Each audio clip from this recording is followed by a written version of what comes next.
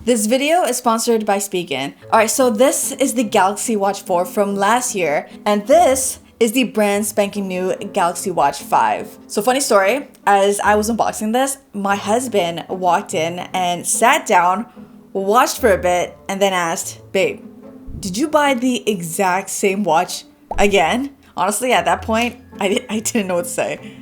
Alright, so now that I've spent over a week with the Galaxy Watch 5, I can confidently say, if you own last year's model, skip this one. The upgrades this year don't quite change or improve the experience enough to justify going out and spending more of your hard-earned money. Now, to be fair, Samsung did launch a Pro model, which is a little more exciting, but that thing is massive and would look ridiculous on my small wrist.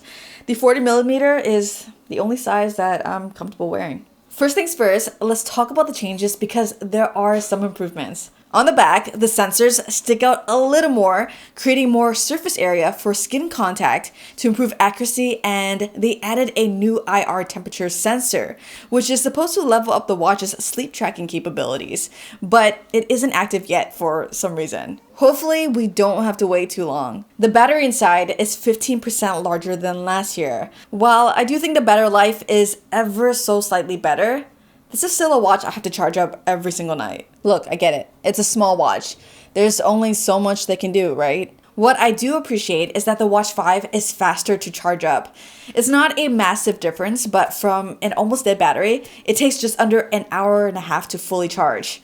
For contrast, the Watch 4 took over 2 hours to charge. For the first time, the display glass is now covered in sapphire crystal versus the Gorilla Glass that we saw in previous years. Side by side, it is noticeable in the sense that the sapphire is more reflective and feels nicer to the touch. I did a little research on sapphire crystal, and turns out while it is more scratch resistant, the trade-off is that it's more prone to shattering. So if you're rough with your stuff, a case or screen protector is probably a good idea. Luckily, today's sponsor, Spigen, has both you and your watch covered. Spigen is like a household name when it comes to phone cases, so you better believe they're bringing that same expertise as they expand into wearables. With their rugged Armor Pro, you can turn your Galaxy Watch 5 from this into this. The unibody case plus band combo is the perfect accessory to level up the Watch 5's toughness. It comes in charcoal gray or an ultra stealthy all black, ready for whatever you do. Don't need all that protection? Go with the slim and minimal liquid air. Want to show off the watch's original design? The Ultra Hybrid is where it's at. Or maybe all you need is a little added protection for the screen. Well, say hello to their Easy Fit screen protector. Even if you're the worst screen protector installer, their Cradle system gets you a perfect install every single time. Check out Spigen's entire Galaxy Watch 5 lineup by clicking the link below. So outside of those changes I listed, they're essentially identical.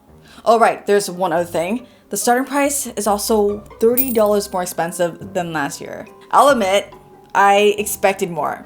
The watch runs smooth, but there's still slowdowns from time to time. I think a lot of us would have appreciated an upgrade to the processor just to boost the performance a bit. I would have even taken a bump in storage to match the 32GB that the Apple Watch offers.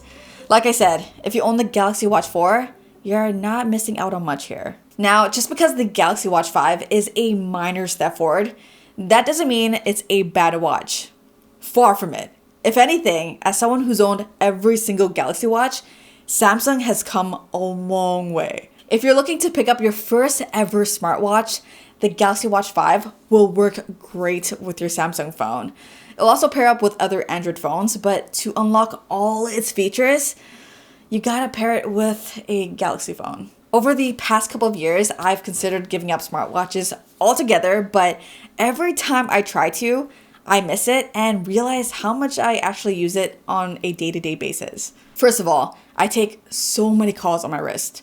Because the watch is always with me, it's just faster and easier versus pulling my phone out of my purse or my pocket. And I'm actually not that popular or anything, it's just mainly my mom calling me. One thing I wish Samsung would improve is the Bluetooth connection. I feel like the range could be better. For example, if I leave my phone in the bedroom and then walk to the kitchen, my watch disconnects from my phone all the time. I missed a lot of calls because of this.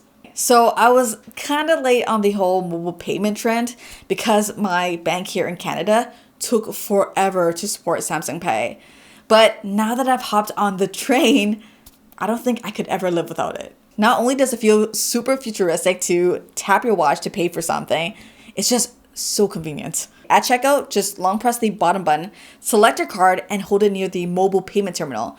Wait for the beep, and you're good to go. Just a heads up, for security, you do need to set up a passcode for the watch that has to be punched in every time you take the watch off and put it back on. Checking notifications is a big part of the smartwatch experience, but it can get pretty overwhelming and consume you if you turn it on for every app.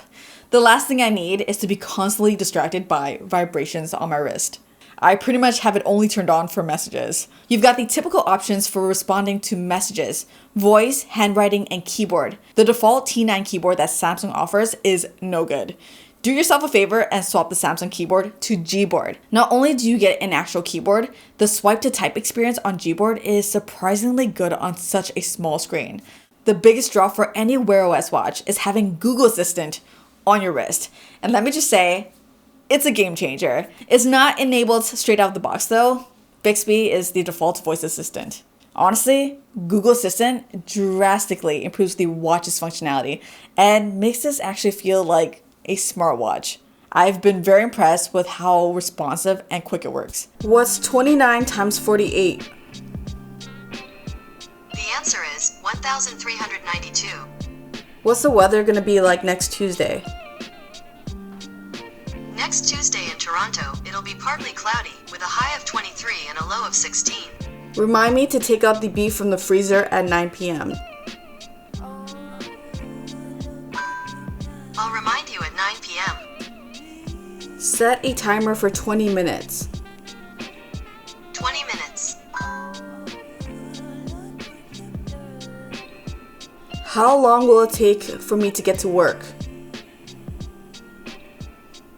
It takes 30 minutes to drive to work. Being pregnant for the past 9 months and transitioning to taking care of a newborn now, I haven't been able to test the fitness capabilities of the Watch 5 as much as I wanted to. But over the years, I've realized I don't need or want it to do all that much. Rather than expecting a fitness watch with super accurate sensors, I treat it more like a wellness watch. It's great that it can measure ECG, blood pressure, blood oxygen, body composition, and all that jazz, but I mainly use it to make sure I hit my daily step goals and to track, plus keep an eye on my heart rate zones during my workouts. The Watch 5 does that perfectly fine. Everything else is just a bonus to me. I feel like they keep jamming more and more into these watches, and all the numbers and data can start to feel more confusing rather than helpful. You know what I mean? Or is it just me? Sure, the upgrades this year won't feel meaningful enough for Galaxy Watch 4 owners like myself, but when you look at the Galaxy Watch 5 as an overall package, it's hard to not rank this as one of the best Android smartwatches on the market. I was secretly hoping that Samsung would reintroduce the physical rotating bezel, which made their smartwatches stand out, but I can't deny the sleek and slim design probably appeals to way more people. When Samsung transitioned to Wear OS, I wasn't expecting much, but I was wrong. Having access to all the Google services, including Google Assistant and YouTube Music, has definitely made a difference. I don't even care about apps on my smartwatch like that, but I recently discovered this newborn tracker on the Wear OS store, and it's quickly become one of my most used apps on the watch. That's part of the reason why I'm really looking forward to the Pixel Watch from Google. Hopefully, with more good quality Wear OS watches on the market, it attracts more developers so we can get more unique, creative, and helpful apps for our watches. Bottom line, there's a lot of room for the platform to grow. As usual, thank you so much for watching. Until the next one, I'm out of here.